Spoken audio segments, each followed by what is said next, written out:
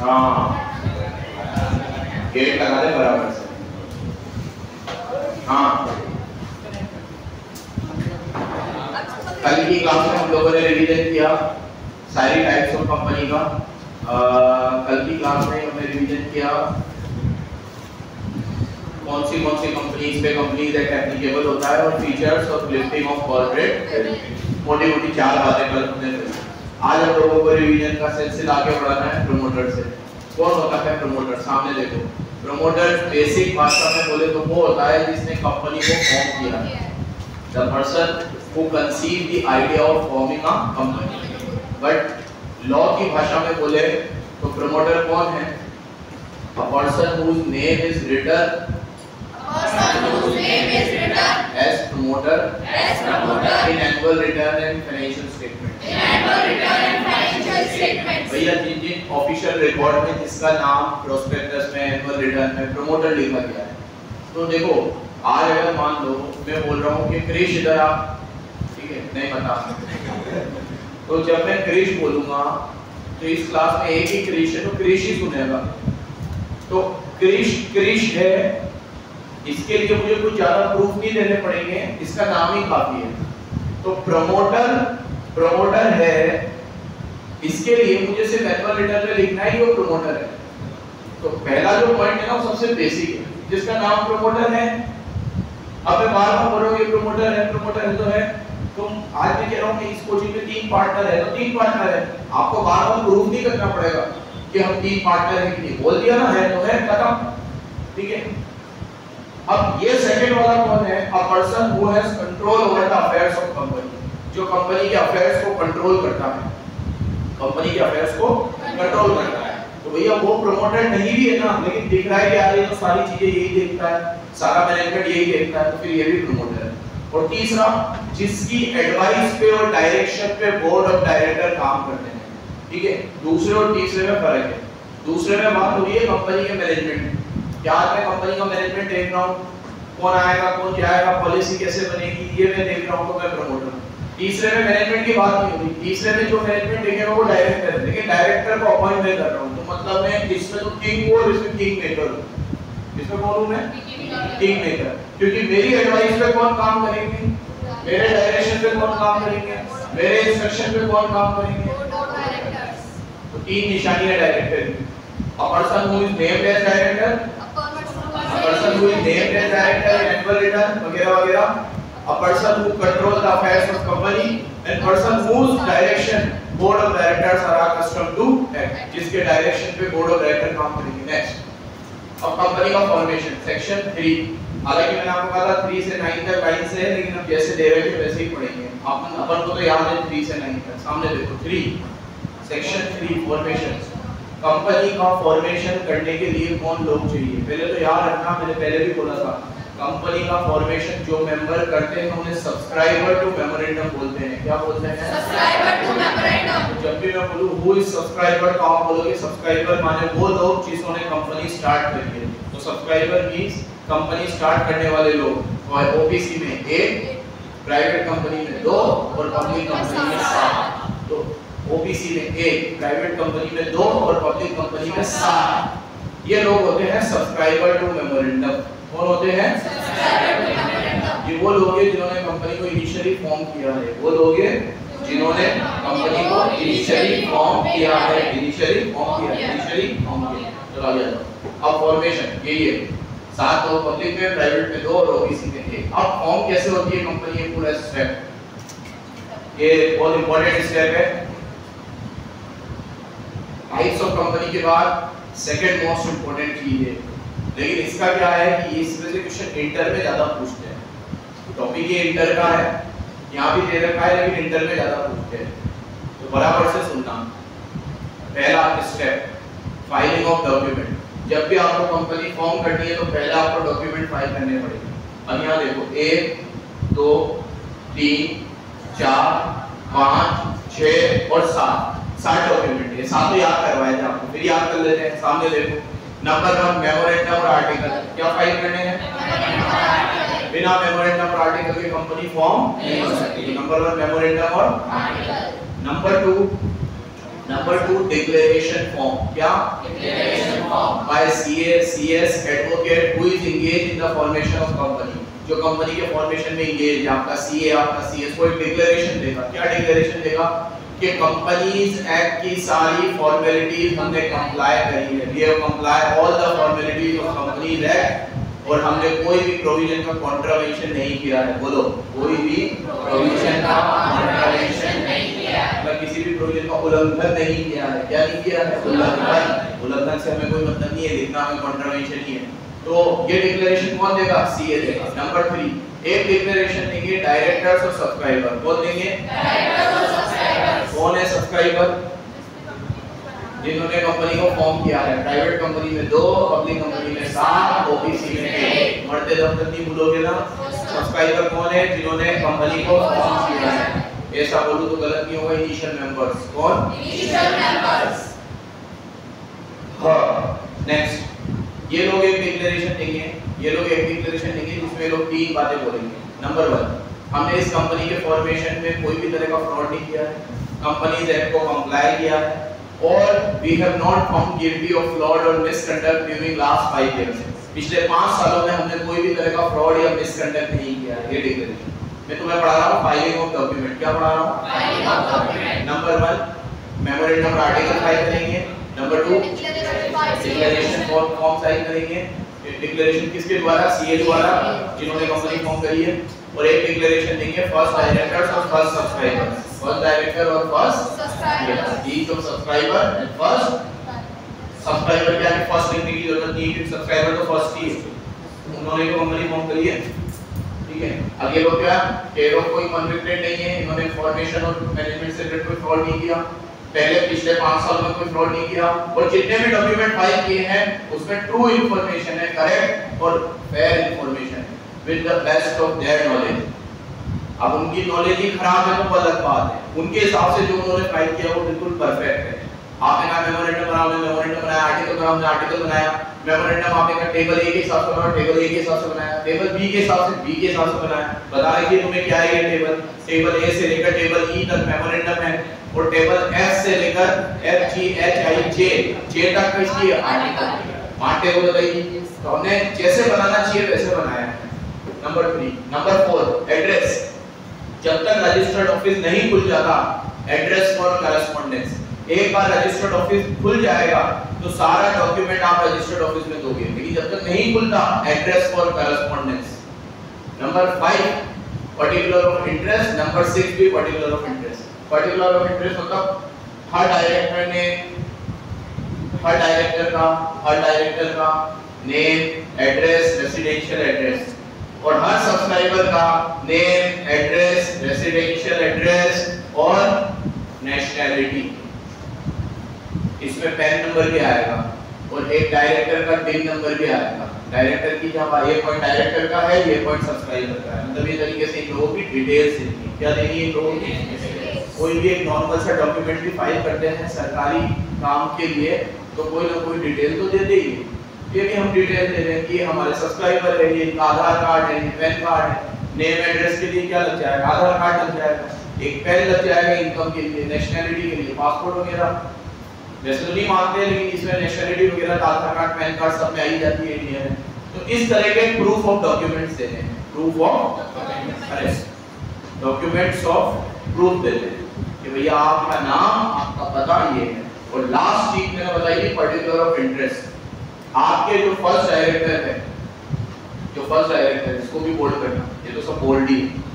जो first director है उनका अगर किसी और कंपनी में या फर्म में इंटरेस्ट है, उन्होंने शेयर खरीद रखे हैं, तो उन्हें उसका पर्टिकुलर मतलब उसकी डिटेल्स देनी है। मैंने आपको ये भी कहा था कि फर्स्ट डायरेक्टर को सिर्फ डिटेल देनी है। इट डजंट मीन कि वो किसी और कंपनी में शेयर वगैरह एक्वायर नहीं कर सकते, they can do so, but बता दो, बताने से कुछ बिगड़ेगा नहीं। आज ये सपोज करो इस कोचिंग में मैं पढ़ा रहा हूँ, शाम को फ्री होकर मैं 2 घंटे किसी और कोचिंग में भी पढ़ाने जाता हूँ, तो मेरे में कैपेसिटी है तो मैं पढ़ा रहा हूँ। डीड में भी ऐसा लिखा हुआ है कि आप पढ़ा सकते हो हमारी डीड में, अगर मान लो तब भी मेरा फर्ज बनता है कि मैं बता दूं पार्टनर कि मैं ऐसा कर रहा हूं। कल उनको किसी और से पता चलेगा तो ज्यादा खराब लगेगा। तो आप अगर फर्स्ट डायरेक्टर हो एंड आप किसी अदर फॉर्म में या अदर बॉडी कॉर्पोरेट में कोई इंटरेस्ट होल्ड करते हो तो you have to give disclosure, you have to give, हो गया पूरा, ठीक है। 7 चीजें देनी है, 7 चीजें, memorandum article, declaration, address proof और 4 अगस्त, particulars of subscriber 5, particular of director 6 और पर्टिकुलर ऑफ इंटरेस्ट, ठीक है। ये उस समय भी इतना डिटेल में पढ़ाया था, अभी भी याद कराया है। हम्बल रिक्वेस्ट है घर जाके लर्न कर लेना, ये स्टेप बहुत काम आती है। फाइलिंग ऑफ डॉक्यूमेंट, इसका एक टेस्ट ले लिया क्या मैंने तुम्हारा? नहीं लिया, अब रिवीजन होते ही होगा टेस्ट, ध्यान रखना। पहले भी दे चुका हूँ, पढ़ा चुका हूँ अच्छे से, अभी भी वापस रिकॉल कराया है। अब तुम लोग डिसाइड कर लेना अभी मिलके कि कब देना है, अभी अपन लोग डिसाइड कर लेंगे। नेक्स्ट, पूरा सब कुछ पहली स्टेप में ही पढ़ा दिया, सब फाइल हो गया पहली स्टेप में। दूसरी स्टेप में अब आपको सर्टिफिकेट ऑफ इनकॉर्पोरेशन मिल जाएगा। क्या मिल जाएगा? और वो certificate of incorporation conclusive evidence होगा कि आपने सारे डॉक्यूमेंट फाइल कर दिए। आपने सारे डॉक्यूमेंट फाइल कर दिए, सारी इंफॉर्मेशन फाइल कर दी, तो you will be issue a certificate of incorporation. Number 3, उसके साथ आपको सिन नंबर मिलेगा, कॉर्पोरेट आइडेंटिफिकेशन नंबर। क्या मिलेगा? जैसे पैन नंबर होता है ना आपका, वो कैसे अल्फा न्यूमेरिक होता है। पैन नंबर देखा है किसी का? जैसे मेरा पैन नंबर है ABZPH8911F, तो इसमें 8911 भी है, ABZ, तो अल्फा न्यूमेरिक है। ऐसे ही आपको सिन नंबर मिलता है, CION 3331005, ऐसा कुछ। तो ये कॉर्पोरेट आइडेंटिटी नंबर आपकी एक यूनिक आइडेंटिटी होगी जो आपको दूसरी कंपनी से अलग बनाती है, जो आपको दूसरी कंपनी से अलग बनाती है। ये होना बहुत जरूरी है, क्योंकि एक अगर मान लो नाम पे कोई मिलता जुलता है तो उसका सिन नंबर देख लो। क्या देख लो? उसका CA बन गया तो आपको एक मेंबरशिप नंबर मिलेगा, वो भी एक यूनिक नंबर है, ठीक है, जो आपकी आइडेंटिटी को दूसरे से अलग करेगा। तो ये नंबर सिस्टम हमारे यहाँ हर जगह है। GST में रजिस्टर हो गए तो GST का नंबर मिलेगा। आजकल आइडेंटिटी फॉर्म से ना होके नंबर से होती है, क्योंकि फॉर्म कई बार एक जैसे नाम की भी होती है, कई बार एक जैसे नाम की भी होती है, एक दूसरे को रिजेंबल भी करती है। वर्षों से कोई चल रही है, वो भी चल रहा है, वो भी चल रहा है, तो फिर उनके अंदर अगर फर्क करना है तो ये नंबर से फर्क होगा, नंबर एक जैसा नहीं हो सकता। नेक्स्ट, आपको सारे डॉक्यूमेंट रिजोल्यूशन तक मेंटेन करना है। कहां तक? आपको रिजर्व करना है। मैंने आपको कहा था कंपनीज एक्ट में मैक्सिमम डॉक्यूमेंट 8 इयर्स तक प्रिजर्व करते हैं। कितने इयर्स तक? पर ये डॉक्यूमेंट प्रिजर्व होंगे during the life time of company. Next, अब यहां से एक नई चीज शुरू हो जाती है। अगर आपने फॉल्स या इनकरेक्ट इंफॉर्मेशन फाइल करी है कंपनी के इनकॉर्पोरेशन में, तो जो जो लोग इन्वॉल्व है उनका 447 लग जाएगा। इस सेक्शन में लिखा हुआ है एनी पर्सन जिन्होंने फॉल्स इंफॉर्मेशन दी, मतलब CA सब आ गए इसमें, जिन्होंने फॉल्स इंफॉर्मेशन दी, इनकरेक्ट इंफॉर्मेशन दी, उन पे क्या लग जाएगा? बताया था मैंने, किसको होता है सेक्शन 447? बेटा कोई से जवाब दिया करो, थोड़ा एक्टिव रहो। दूसरी तीसरी बार पढ़ रहे हैं, क्या करते हो? कुछ तो पढ़ो घर पे। सेक्शन 447 किसका है? फ्रॉड का। और मैंने आपको कहा था ये आपके कोर्स में नहीं है, अभी आपको पढ़ाया नहीं गया 447, बस रेफरेंस है। कहाँ पढ़ाया जाएगा? इंटरनेट। इसमें करोड़ों रुपए की पेनल्टी है, जितने का भी फ्रॉड हुआ है ना उसका 10 टाइम्स तक पेनल्टी है, 10 टाइम्स तक पेनल्टी है, ठीक है। फिर जेल है, 7 साल तक का रिग्रेस इम्प्रिजनमेंट है, 7 साल तक का, अगर आपने कोई इनकरेक्ट इंफॉर्मेशन फाइल करी। तो कंपनी कभी भी जाली मत खोलना, फर्जी मत खोलना। अब जो कंपनी ऑलरेडी इनकॉर्पोरेट है, ये तो पहले तो बात हुई है कि खोली है, जो ऑलरेडी इनकॉर्पोरेट है उन्होंने कोई फॉल्स इंफॉर्मेशन दी बाद में, तो उसके ऊपर भी क्या लग जाएगा? लेकिन इसमें एनी पर्सन नहीं है, इसमें प्रोमोटर, फर्स्ट डायरेक्टर और सब्सक्राइबर, वो लोग फंसेंगे, क्योंकि ये तो कंपनी खुल गई ना। अब नंबर 7, जो कंपनी खुली है फ्रॉड के बेसिस पे, उस कंपनी का क्या करेंगे? क्योंकि बार बार बोलता हूँ कि जिस इमारत की नींव कमजोर है वो इमारत कभी मजबूत नहीं बन सकती। तो झूठ और फरेब के बिना पर खुली गई कंपनी झूठी और फरेबी ही है। अब ऐसी झूठी मक्कार लोचेबाज कंपनी का क्या करेगा? इसको चलने दे? नहीं। ऐसी लोचेबाज कंपनी का ऑर्डर ट्रिब्यूनल पास करेगा। ट्रिब्यूनल मैंने कहा है कोर्ट की तरह होता है, कोर्ट, हाँ, जो इसी पर्पस के लिए बना है। अब कंपनीज एक्ट का ट्रिब्यूनल है तो वो सिर्फ कंपनी के लिए बना है। ऐसी इनकम टैक्स का ट्रिब्यूनल है, वो इनकम टैक्स के लिए बना है। जीएसटी का ट्रिब्यूनल है, ठीक है। हमारे यहाँ कोर्ट केसेस बहुत ज्यादा होते हैं तो हमने अलग-अलग चीजों के लिए क्या बना रखे हैं? Tribunal. Tribunal have same power as of district court की तरह ही पावर होती है इनके पास। चलो अब मेरी तरफ देखो। जैसे ही आपकी झूठी फरेबी कंपनी का ब्यौरा ट्रिब्यूनल के पास जाएगा तो ट्रिब्यूनल ये ऑर्डर पास करेगा।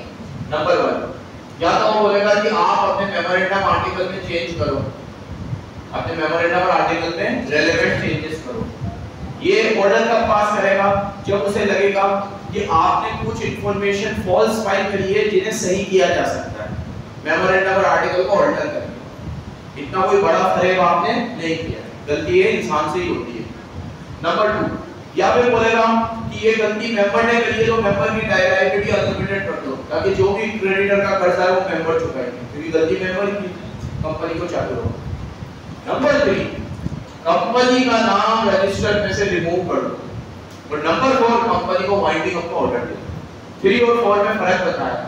अगर आपका नाम रजिस्टर ऑफ कंपनी में से रिमूव कर दिया गया तो आपको फ्रेश रजिस्ट्रेशन करवाना पड़ेगा नए नाम के साथ। और अगर आपकी कंपनी को वाइंडिंग अप के ऑर्डर दे दिए गए तो अब आपकी कंपनी खत्म हो गई, सारी एसेट बेचकर लायबिलिटी चुकाकर आपको बर्बाद करना पड़ेगा। घर पे बैठो आराम से, घर पे बैठो आराम से।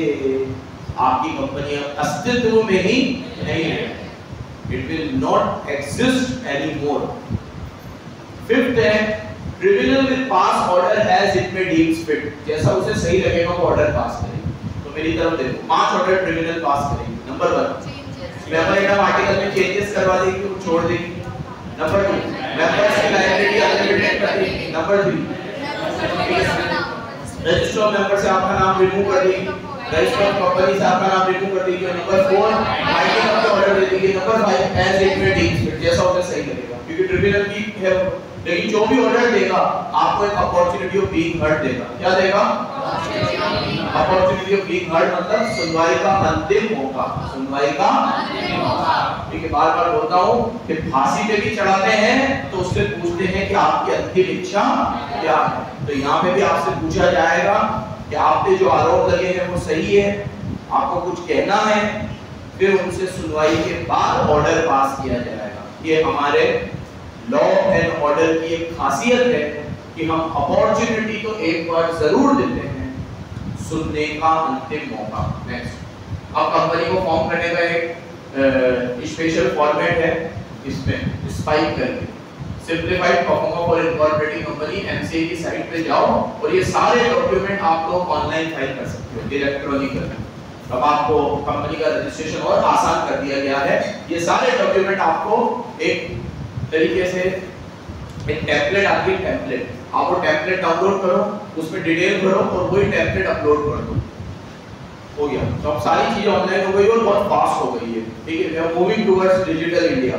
ठीक है, नेक्स्ट सेक्शन 9, इसमें मैंने आपको बहुत सारी बातें बताई थी।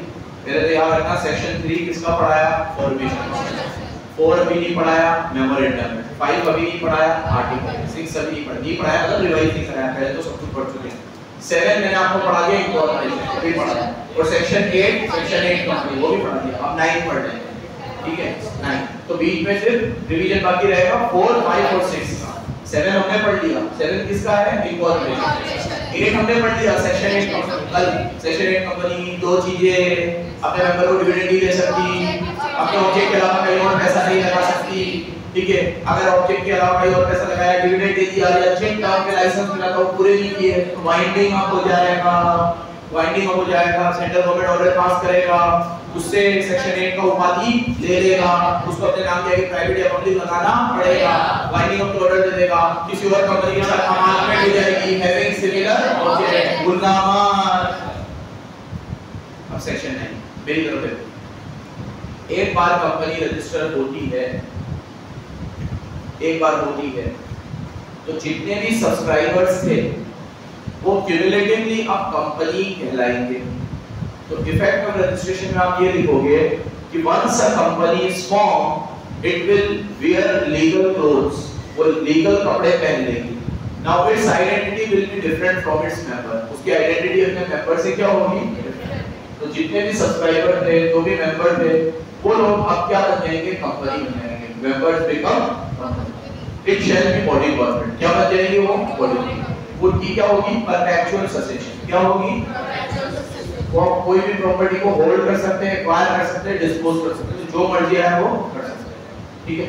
मूवेबल प्रॉपर्टी खरीद सकते हैं, मूवेबल प्रॉपर्टी खरीद सकते हैं। वीडियो याशी को बता दिया ना प्रति को, कल की अपलोड नहीं हुई होगी, कल की और आज की दोनों की बोलना रिवीजन में अपलोड करें। रिवीजन में मेरे फोल्डर बनाया कंपनीज एक्ट नाम से और उसमें डालें, क्योंकि अपन कॉन्ट्रैक्ट का भी कर रहे हैं साथ, बराबर बताना, बराबर गलती नहीं होनी चाहिए, ठीक है। मूवेबल इमूवेबल प्रॉपर्टी को एक्वायर कर सकते हैं, होल्ड कर सकते हैं, डिस्पोज कर सकते हैं। मतलब एक तरीके से कंपनी ने अब लीगल कपड़े पहन लिए, उसकी आइडेंटिटी अपने मेंबर्स की आइडेंटिटी से बिल्कुल अलग है, ठीक है। चलो इससे रिलेटेड कुछ केस लो, पूछो आप लोगों से, याद है आपको Utkarsh Harinagar sugar mills versus SH Jhunjhunwala, बस जजमेंट बता दे ऐसा क्या हुआ था इस केस को।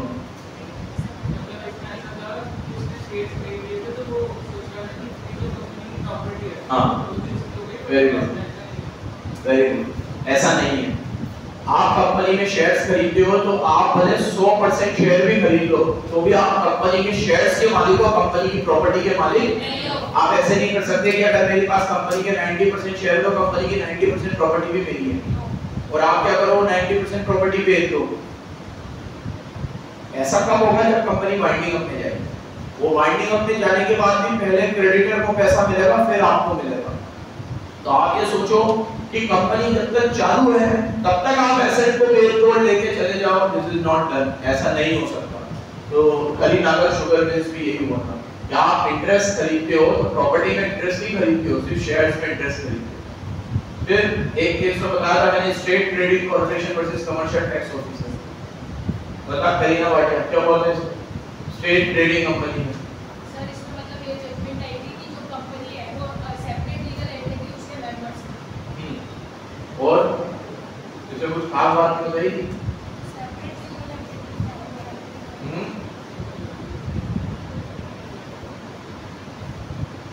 सर इसमें जो कमर्शियल टैक्स देख बोल इसमें जो कमर्शियल टैक्स ऑफिसर था ना सर, उसमें क्या है इस कंपनी के जो ओनर था जिसने 90% स्टेक रखा था, उसके ऊपर क्या है केस किया था जिसमें है ना उसने कहा था कि आप सेपरेट लीगल एंटिटी को आपको लाइसेंस नहीं दे रखे, इस वजह से आप ही ये मतलब इससे कंपनी का वो जो मैं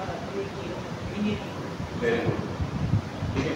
और दूसरी भी बहुत सारी जजमेंट थी इसके अंदर। इसमें क्या था कि ये जो कमर्शियल टैक्स ऑफिसर था ना, इसने मेंबर्स के ऊपर इंडिविजुअली केस कर रखे थे।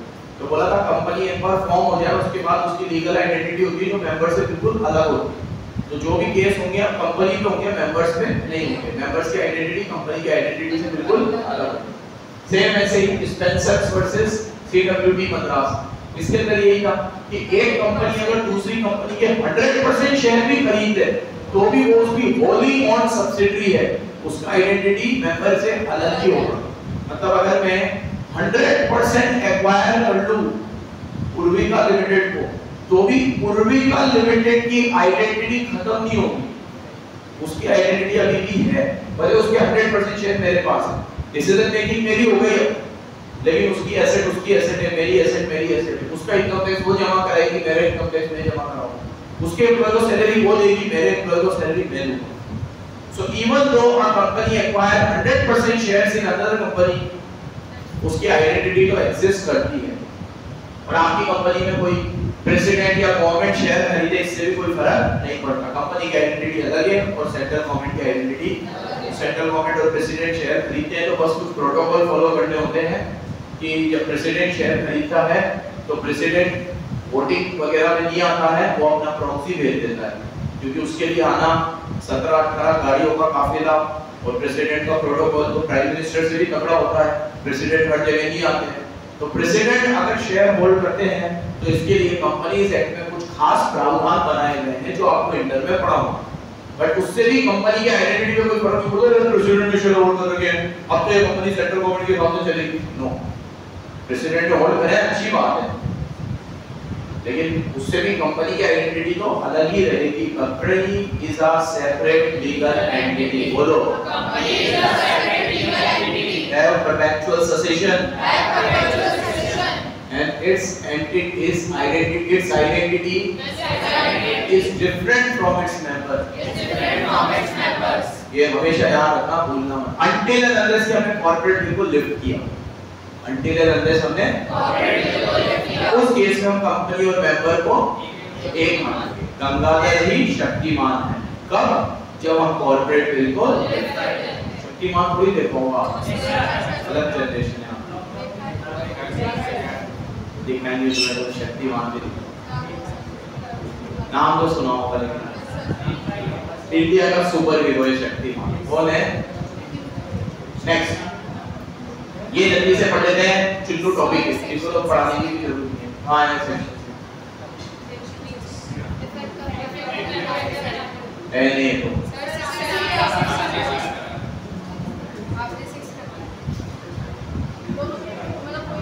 ठीक है। चलो मेमोर इसमें किसी बात की भी है, मेमोरेंडम और आर्टिकल जब रजिस्टर होते हैं, मेमोरेंडम और आर्टिकल जब रजिस्टर होते हैं तो वो बाइंडिंग हो जाते हैं, मतलब फिर उसमें जो भी लिखा हुआ है वो आपको मानना पड़ेगा, जो भी लिखा हुआ है वो आपको मानना पड़ेगा। Once memorandum and article is registered, it has binding effect. अगर उसमें लिखा हुआ है कि मैं शेयर लूंगा तो फिर मुझे लेने पड़ेंगे, उसमें लिखा हुआ है कि कंपनी मूवेबल प्रॉपर्टी खरीदेगी उसकी पेमेंट करेगी तो करनी पड़ेगी, मतलब वो बाइंडिंग होते हैं। लेकिन एक बात याद रखना, ये कभी भी कंपनीज एक्ट को ओवरराइड नहीं करेंगे। आप मेमोरेंडम और आर्टिकल में जो भी लिखोगे उसकी एक लिमिट है, but it will never override the companies act. आप मेमोरेंडम में कुछ ऐसी बात लिख दो जो कंपनीज एक्ट के बियॉन्ड है तो वो वैलिड नहीं है, कंपनीज एक्ट तो सबसे ऊपर है। So memorandum and article have binding force. They will bind the members, but it will never override the plain provisions of Companies Act. बोलो, they will. वापस बोलो।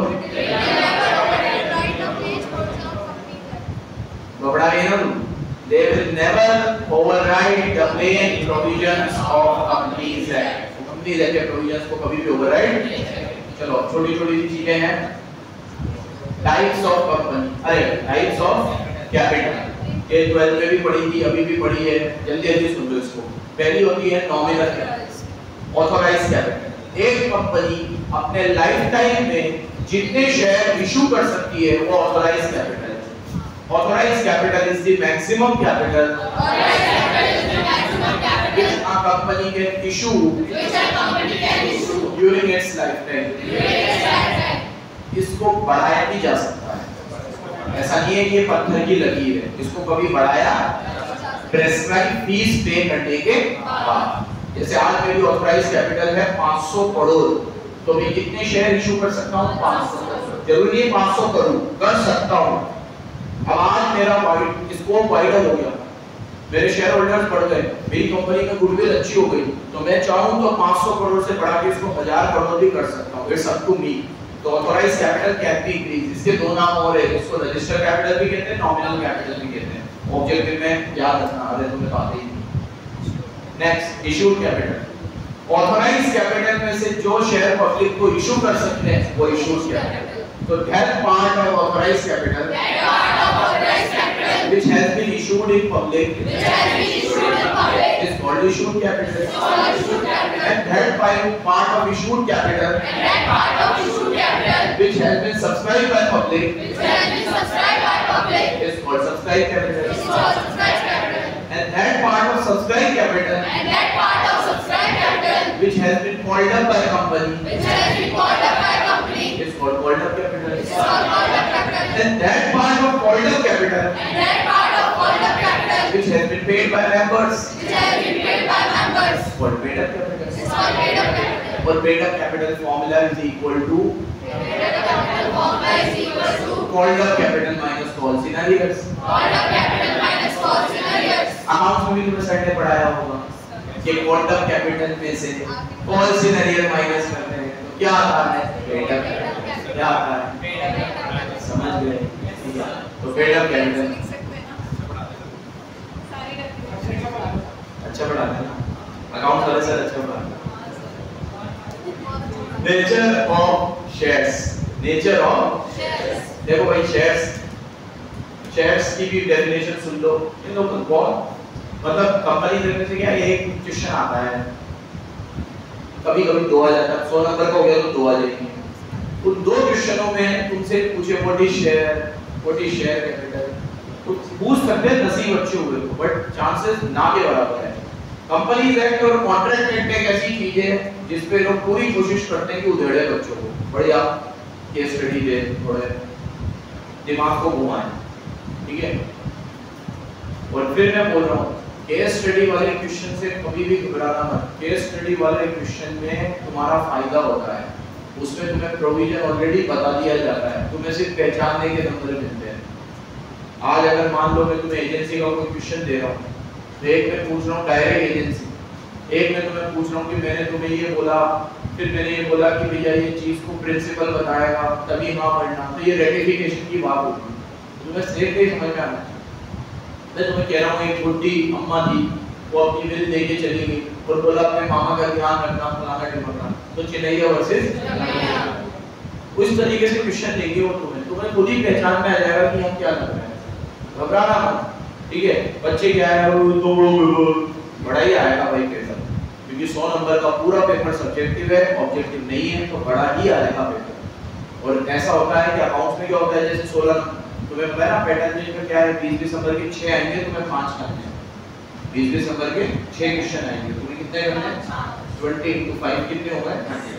अब वो 100 नंबर के पेपर में अकाउंट्स में क्या है कि 20 नंबर का एक क्वेश्चन है ना तो वो ऐसा भी कर सकता है कि 16 का एक एफपीओ दे दिया और 4 का एक छोटा दे दिया या 16 का पार्टनरशिप का एक क्वेश्चन दे दिया और 4 का एक छोटा दे दिया। यहाँ 16 का एक क्वेश्चन बन ही नहीं सकता पागल है क्या लॉ है तो यहाँ 20 नंबर के क्वेश्चन कैसे देंगे 5-5 नंबर के 4 या 4-4 नंबर के 5 तो एक 20 में ही 4 या 5 क्वेश्चन आ गए सब पार्ट और हर 20 में ऐसे ही चलेगा। तो एक 20 में अगर 4 क्वेश्चन भी आए तो आपको 5 करने हैं तो 5 4 are 20 to 24 क्वेश्चंस होगा 20 से 24 क्वेश्चन हो गए। फिर इनके और सब पार्ट करें 4 का भी नहीं दिया 2 नंबर के दे दिए तो 28 क्वेश्चन भी हो सकते हैं। तो नंबर ऑफ क्वेश्चन ज्यादा होंगे अपने हाथ तेज चलाने। चलो खैर नेक्स्ट शेयर्स मेरी तरफ देखो शेयर्स का मतलब है small denomination of capital of company. बोलो जब कंपनी की पूरी कैपिटल को छोटे-छोटे हिस्सों में बांट दिया जाता है तो उन छोटे-छोटे हिस्सों को शेयर्स बोलते हैं। Shares means small denomination of capital of आज मेरी कैपिटल 1 करोड़ है तो 1 करोड़ है लेकिन अगर मैं उसे डिवाइड कर दूं 10 से तो मेरे हो गए 10 लाख शेयर एक शेयर 10 रुपए का तो 10 लाख into 10 1 करोड़ तो 1 करोड़ को अगर छोटे-छोटे हिस्सों में बांट दिया जाए तो वो शेयर्स बन जाते हैं। शेयर्स दो तरह के होते हैं बचपन से पढ़ रहे हो इक्विटी शेयर्स और प्रेफरेंस शेयर्स। कौन से होते हैं इक्विटी शेयर्स और अब इक्विटी शेयर और प्रेफरेंस शेयर में जल्दी बता देता हूं। यहां देखो इक्विटी शेयर्स वो होते हैं जो प्रेफरेंस शेयर नहीं होते हैं। बोलो और प्रेफरेंस शेयर वो होते हैं जिन्हें 2 प्रेफरेंशियल राइट मिलते हैं जिन्हें 2 प्रेफरेंशियल राइट्स मिलते हैं। एक तो उन्हें डिविडेंड पहले मिलेगा और वाइंडिंग अप पे capital preference shareholders are those preference shares are those shares the holder of which gets 2 preferential rights. Number 1 payment of dividend before any dividend is paid to equity holders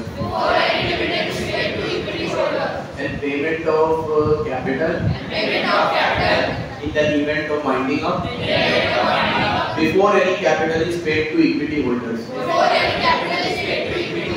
equity वालों को कोई भी capital मिले उससे पहले इनको मिलेगी equity वालों को कोई भी डिविडेंड मिले उससे पहले इनको मिलेगा। तो इनका अधिकार प्रथम अधिकार है प्रथम इसे बोलते हैं प्रेफरेंशियल राइट। क्या बोलते हैं? इससे इसका नाम भी क्या पड़ गया? Preference share. क्या पड़ गया? अभी इक्विटी शेयर में दोनों चीजें नहीं होती, इनको डिविडेंड भी बाद में मिलता है और कैपिटल का रीपेमेंट भी बाद में मिलता है, तो इसलिए जो शेयर प्रेफरेंस नहीं होते वो कौन से होते हैं? अच्छा, इक्विटी वालों में ना आप लोगों को मैं इंटर में पढ़ाऊंगा, इक्विटी वालों को दो राइट मिलते हैं, एक तो इक्वल वोटिंग राइट एक जैसे, एक मिलते हैं डिफरेंशियल वोटिंग राइट। इनके वोटिंग राइट अब जैसे नॉर्मली तो क्या है कि आप सबको एक इक्विटी शेयर में एक राइट मिलेगा, दो है तो दो, मतलब आपके शेयर्स के हिसाब से राइट होते हैं। लेकिन कई बार ऐसे भी प्रेफरेंशियल इक्विटी शेयर इशू होते हैं जिनके वोटिंग राइट डिफरेंट होते हैं, जैसे कि तुम सबको मिल रहे हैं वोटिंग राइट शेयर्स के हिसाब से, लेकिन इन तीनों को वोटिंग राइट शेयर्स के हिसाब से नहीं मिलते, इनको वोटिंग राइट मिल ही नहीं रहे, तो वो होगा डिफरेंशियल राइट्स। अब वो क्या होता है, कैसे होता है, ये सब इंटर में आएगा। और कंपनी ऐसे शेयर इशू क्यों करती है और कर भी सकती है कि नहीं, ये भी सब बात हमारे इंटर में। भारत में किसने किए हैं differential rights? Normally equity shares वाले इक्विटी शेयर्स होते हैं वो प्लेन वैनिला फ्लेवर होते हैं सब। हाँ, इसे कैसे बोलते हैं, इसको प्लेन वैनिला फ्लेवर, मतलब सबको एक जैसे वोटिंग राइट्स मिलते हैं। लेकिन डिफरेंशियल राइट्स में क्या होता है, राइट्स डिफरेंट हो जाते हैं। वो कब होते हैं, कैसे होते हैं, ये चर्चा कभी करेंगे हम। टाटा मोटर्स ने पहली बार इशू किए थे, टाटा मोटर्स 2008 डिफरेंशियल। उसके बाद एक कंपनी थी जैन इरिगेशन, उन्होंने भी किए थे। उसके बाद एक कंपनी थी जेपी ग्रुप जैसे, इन लोगों ने भी किए थे, लेकिन किसी के भी ये सक्सेस नहीं हुए, तो सब वापस नॉर्मल पे आ गए। डिफरेंशियल वोटिंग राइट भारत में इशू हुए लेकिन सक्सेस टाटा मोटर्स ने पहली बार किए थे 2008। चलो अपन अब टॉपिक से भटक जाएंगे, इससे वापस आ जाते हैं टॉपिक। अब दो चीज हमें और रिवाइज करनी बाकी रही, मेमोरेंडम और आर्टिकल। सामने देखिएगा जरा, सामने देखो। मेमोरेंडम ऑफ कंपनी आपकी कंपनी का ढांचा है, it is the charter of company, जिसमें आपको तीन बातें लिखती हैं। It define the scope, purpose and object of company. बोलो। Beyond which company can not act. जो भी शेयर होल्डर और क्रेडिटर कंपनी से डील करते हैं दे मस्ट रीड मेमोरेंडम। जो भी शेयर होल्डर, क्रेडिटर्स या जो भी वेंडर कंपनी से डील करते हैं उन्हें एक बार तो मेमोरेंडम जरूर पढ़ना चाहिए, because it is a public document. Because it is a एक पब्लिक डॉक्यूमेंट। ये सब मेन बातें याद रखना। ये तो आपको लिखिए बेसिक्स आए, बेसिक नहीं आएगा लेकिन ये कब लिखना है, व्हाट इज मेमोरेंडम, मेमोरेंडम क्या है, फीचर लिखो। लेकिन अभी आ गया इस सब्जेक्ट में मेमोरेंडम के फीचर आ गए, इसमें अच्छी 4 नंबर पे ये सब लिखना था। लेकिन इसके बियॉन्ड जाके क्या आएगा, इसके क्लोज क्या आएंगे, इसके ये टेबल तो मैंने यहां करवा रखी है आपको। कितनी टेबल है मेमोरेंडम की, ए से लेकर सी। ए किसकी है, memorandum limited by shares. B किसकी है, limited by guarantee non having share capital. फिर ये limited by guarantee having share capital. फिर unlimited company non having share capital. फिर अनलिमिटेड कंपनी हैविंग शेयर। याद रखना, पहले नॉन हैविंग है फिर है। आर्टिकल तो उल्टा है, आर्टिकल में पहले हैविंग है फिर नॉन हैविंग। कंपनी यही है, पहली है लिमिटेड बाय शेयर्स, फिर limited by guarantee non having, limited by guarantee having, unlimited non having, unlimited having. 5 कंपनियों की 5 टेबल। अगर आपको मेमोरेंडम बनाने में कोई भी तरह की तकलीफ आ रही हो तो ये 5 टेबल एमसीए की साइट पे जाके डाउनलोड करो और मस्त मेमोरेंडम प्रिपेयर कर लो, आपकी मदद के लिए है। अब कोई भी बंदा अपने हिसाब से मेमोरेंडम ना बनाकर इनकी हेल्प से बना लेना। एक होता है ना फॉर्मेट, हमारे सामने आजकल तो हर चीज के फॉर्मेट है। आप अगर मान लो नए सीए बने, ऑडिट करनी है आपको, तो ऑडिट रिपोर्ट भेजनी है। अब ऑडिट रिपोर्ट के भी फॉर्मेट है, ठीक है। आपको आर्टिकल शीट में सारे फॉर्मेट सिखा लिए जाएंगे, क्या होता है क्या। उन फॉर्मेट्स में आप एडिट करते रहो और हर कंपनी की डिटेल डालते रहो, ठीक है। और अब तो इनकम टैक्स की साइट पे भी वो फॉर्मेट है, आपको सिर्फ क्या करना है, उन चीजों को टेम्पलेट बना के डालना है। मतलब चीजें इतनी आसान हो गई है ना, इतनी आसान। लेकिन अभी भी मेरे को कई बार आप जैसे इंटर में ऑडिट रिपोर्ट का फॉर्मेट पढ़ाते हैं, अभी क्यों रटवा रहे हो बच्चों को, ये सब चीजें अब अवेलेबल है। इनका एक ओवरव्यू दे दो बस कि क्या होती है, क्योंकि ये रटने की जरूरत ही नहीं है। अब ये सब चीज है आपके सामने, आपको सिर्फ इसमें इंफॉर्मेशन फिल करनी है, अपने रिमार्क डालने हैं, फाइल होगी, ठीक है। चलो नेक्स्ट, अब मैं आता हूं कंटेंट, मेमोरेंडम के कंटेंट। यहां देखो मेमोरेंडम का पहला कंटेंट इसमें होता है नेम क्लोज। क्या होता है? नेम क्लोज में दो तीन मेन बात याद रखिए। एक तो आपको अपने नाम के आगे लिमिटेड लगाना है अगर आप पब्लिक कंपनी हो, और प्राइवेट लिमिटेड लगाना है अगर आप प्राइवेट कंपनी हो, और ओपीसी लगाना है अगर आप ओपीसी हो। नंबर 1 ये तो याद रहेगा आपको। नंबर 2 आपका नाम किसी और कंपनी से आइडेंटिकल ना हो, किसी और कंपनी को रिजेंबल ना करता हो, और आपका नाम अनडिजायरेबल ना हो। तीन बातें याद रखनी है, आइडेंटिकल ना हो, किसी और कंपनी को रिजेंबल ना करता हो, अनडिजायरेबल ना हो। अगर आपका नाम आइडेंटिकल है, अनडिजायरेबल है, तो आपकी कंपनी एनरोल नहीं होगी। ये बातें आपको किसमें याद रखनी है? अनडिजायरेबल क्या है? जो मैंने कहा था कि किसी के सोशल या रिलीजियस सेंटिमेंट्स को हर्ट करे, ठीक है, या कोई ऐसा हो जो एक अपने इंडियन कल्चर के हिसाब से सही ना हो, अनडिजायरेबल। अब अनडिजायरेबल चेक करना है तो आपको एक कानून पढ़ना होगा, नेम एंड एम्बलम्स एक्ट। बोलो और चीज का कानून है हमारे, तो नाम का भी कानून है तुम्हारी ऐसे। उस दिन बताया था मैंने, लिमिटेशन का कानून बना दिया कि किस डेट को कितने टाइम में पे करना है, उसका कानून, नाम का कानून, हर चीज का कानून है भाई। वो ध्यान दे लो ना, रिवीजन तुम्हारे लिए हो रहा है। अब अगर आपने कोई भी ऐसा नाम सिलेक्ट किया जो अनडिजायरेबल है, तो पहली बात तो आपकी कंपनी एनरोल ही नहीं होगी, और एनरोल हो गई तो वो बाद में आपको नाम हटाना पड़ेगा। उसके लिए भी प्रोविजंस है जो आप आगे चल के पढ़ोगे। क्या है? आपको अपने नाम के आगे कोई भी ऐसा वर्ड नहीं लगाना जो सेंट्रल गवर्नमेंट के साथ मिलता हुआ हो। अब जैसे आपको ये नाम लिखने हैं, foundation, forum, association, federation, chamber, confederation, council, electoral trust, ये सारे नाम आपको तभी मिलेंगे जब आप एक सेक्शन 8 कंपनी खोलते हैं। क्या बोलते हो? Section 8 company, not for profit. क्या हुआ?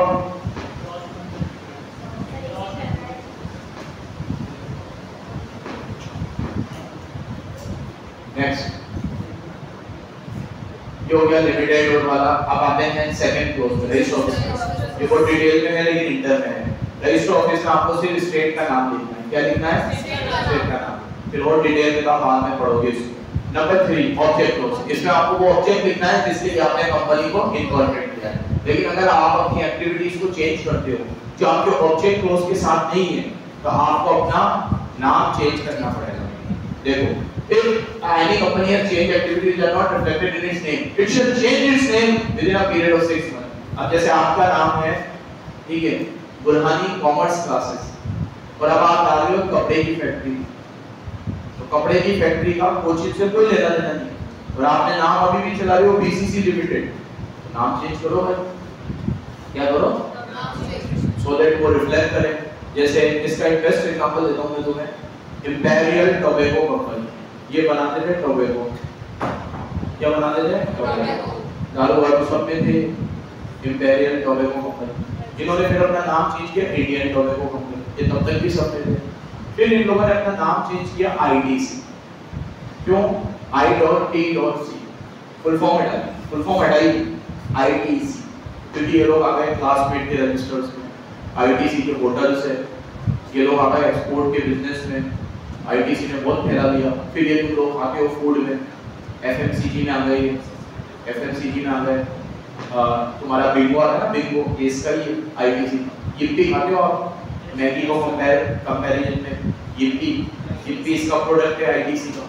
ऐसे खाने पीने की बिस्कुट से बहुत सारा काम है इसका। 34% इसका रेवेन्यू खाने पीने के आइटम से आता है, और कोई नहीं जानता होगा कि विल्स की सिगरेट भी यही बना रहा है, ठीक है, जहर भी यही बेच रहा है, बच्चों को भी, मतलब बच्चे से लेकर बड़े तक उसके पालन पोषण में इसका बहुत बड़ा हाथ है। छोटा बच्चा जब यिप्पी मांग रहा है तो वो यही दे रहा है, और वही बच्चा बड़ा हो गया जब सिगरेट पी रहा है तो वो भी यही दे रहा है। बीच में अगर वो गलती से पढ़ाई कर रहा है तो क्लासमेट का रजिस्टर भी यही दे रहा है, ठीक है। जिंदगी के साथ भी और जिंदगी के बाद भी बढ़िया चल रहा है किसका? आईटीसी। इन्होंने अपने नाम को अब चेंज कर लिया इसी सेक्शन की वजह से, आईटीसी, क्योंकि आपका नाम आपकी एक्टिविटी को रिजेंबल करना चाहिए। अगर नहीं कर रहा है तो you have to change the name within 6 month. अब इसका नाम तुम देखोगे तो आईटीसी आएगा, टोबैको कंपनी नहीं आएगा, क्योंकि अब ये सिर्फ टोबैको में नहीं है, अब ये हर जगह है। वक्त के साथ बदलना चाहिए, ये लोग भी बदल रहे हैं। हालांकि टोबैको को छोड़ेंगे नहीं है कभी, क्योंकि प्रॉफिट वहीं से आ रहा है, बाकी सब चीजों में इतना प्रॉफिट नहीं। चलो लायबिलिटी, आपकी कंपनी है कितनी बार पढ़ा दिया, 50 बार तो पढ़ा चुका हूं। लिमिटेड बाय शेयर्स है तो आपकी लायबिलिटी कितनी लिमिटेड होगी, जो शेयर्स होल्ड कर रखे हैं। लिमिटेड बाय गारंटी है तो आपकी लायबिलिटी लिमिटेड होगी up to the amount of guarantee given, जो गारंटी आपने दी है ना, जो गारंटी आपने दी है। और उसमें आपको मैंने बताया था कि आपकी अमाउंट गारंटी आपने दी है towards the asset of company, company के एसेट में, और आप सिर्फ उतना ही कंट्रीब्यूट करोगे, ठीक है, जितना कंपनी का डेट है, उससे ज्यादा के लिए आप लायबल, आप सिर्फ कंपनी के डेट के लिए लायबल हो, उससे ज्यादा के लिए आप लायबल नहीं, और वो भी कब बाइंडिंग। और आप कब तक लायबल हो, during the life time of company, और जब आप कंपनी छोड़ देते हो तो 1 ईयर तक, वो भी बात में 1 ईयर की लिख लीजिएगा। Assets when he is a member and within 1 year, ये सब बता चुका हूं आपको, और कल भी बताया है आपको 1 ईयर तक liable. Authorised capital, capital close में आपको लिखना है, पहला क्लोज कौन सा था, नेम, दूसरा क्लोज रेशियो, तीसरा क्लोज ऑब्जेक्ट, चौथा क्लोज लायबिलिटी।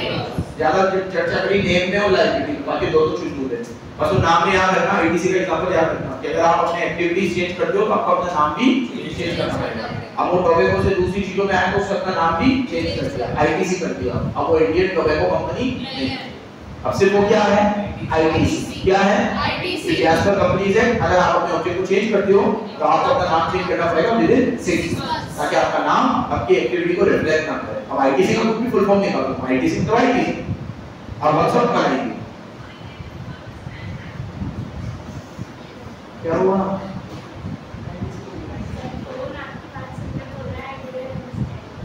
कौन मेरी बात सुन के क्या बोल रहा है, आई डिडंट अंडरस्टैंड, तो फोन को बोल आई डिडंट अंडरस्टैंड आल्सो। चलो कैपिटल क्लोज, ऑथराइज्ड कैपिटल लिखनी है इसमें, आपको क्या लिखनी है,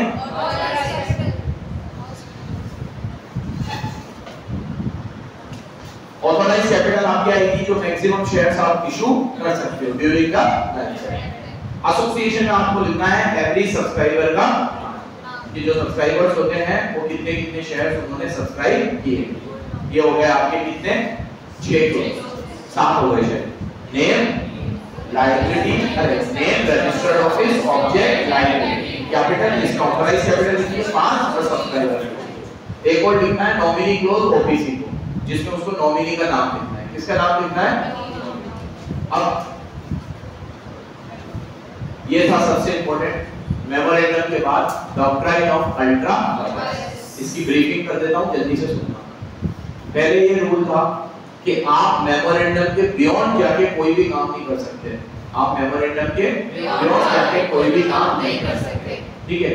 तो डॉक्ट्राइन ऑफ अल्ट्रा वायरस ये कहता है कि कंपनी अपने मेमोरेंडम के ऑब्जेक्ट क्लोज के बियॉन्ड जाके कोई भी काम नहीं कर सकती। इसमें एक फेमस केस होता Ashbury Railway Company versus Riche. सुनो, अब इसमें क्या हुआ था कि रिची ने अपने एक कॉन्ट्रैक्ट किया था एशबरी कंपनी, रेलवे कंपनी के साथ। उस रेलवे कंपनी के ऑब्जेक्ट क्लोज में ये लिखा हुआ था क्या, कि वो क्या कर सकते हैं, रेलवे कैरियर्स को सेल कर सकते हैं, लैंड कर सकते हैं, मैकेनिकल इंजीनियरिंग का वर्क करेंगे, माइंस का काम करेंगे, और ये सब टिम्बर विम्बर का काम करेंगे। इसमें लोन लेने की बात नहीं लिखी गई। और इसमें क्या हुआ कि डायरेक्टर्स ने रिची से कॉन्ट्रैक्ट किया और बोला आप पूरी कंस्ट्रक्शन रेलवे लाइन बेल्जियम में बिछा दो और उसका लोन दे दो, फाइनेंस कर दो। अब फाइनेंसिंग की पावर कंपनी के पास नहीं थी, कंपनी का फाइनेंसिंग की पावर नहीं थी, फिर भी डायरेक्टर ने लोन ले लिया। अब वो कंपनी को चुकाना था, लेकिन वो कंपनी के लिए अल्ट्रा वायरस था, अल्ट्रा वायरस ट्रांजैक्शन वॉइड होते हैं, तो उन्होंने कंपनी को नहीं चुकाया, डायरेक्ट उसने रिची को नहीं चुकाया।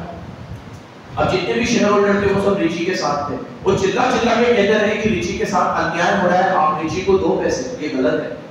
बट जैसे सेलेवन वर्सेस सेलेवन में हुआ ऐसे इधर भी हुआ कि मेमोरेंडम में नहीं लिखा हुआ तो वो ऑब्जेक्ट क्लोज के अल्ट्रा वायरस है। और बोलो अल्ट्रा वायरस एक्ट डे 1 से वॉइड होता है, अल्ट्रा वायरस एक्ट डे 1 से वॉइड होता है, because it is beyond the powers of company. कोई चीज अगर कंपनी के पावर्स के बियॉन्ड है तो अल्ट्रा वायरस है, आप उस ट्रांजैक्शन को नहीं कर सकते, तो इसलिए एक्ट क्या हो गया, वॉइड हो गया, बन गई पिक्चर। क्या करें, कुछ भी, रिची बेचारा उदास नाराज हताश होकर चला गया। लेकिन अब इस चीज का कोई रेलेवेंट नहीं है, अब ऑब्जेक्ट क्लोज को भी ऑल्टर किया जा सकता है स्पेशल रेजोल्यूशन पास करके। क्या पास करके?